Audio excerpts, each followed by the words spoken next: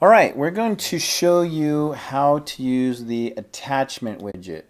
The attachment widget is great if you want to give access to a PDF, a free PDF. You can use it as a lead magnet, and it's really simple to do. All you do is you hit more and you hit attachment, and it's going to drop it down here. You can then, of course, move it up and down. You hit upload attachment, choose a PDF, and there it is, it's uploaded. If we test this, I can show you what it looks like.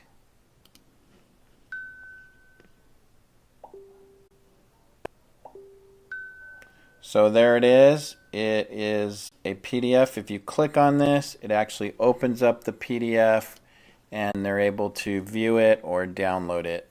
So that's attachments. If you have any questions, you can post a message to our group or send an email to support@mobilemonkey.com. Thanks.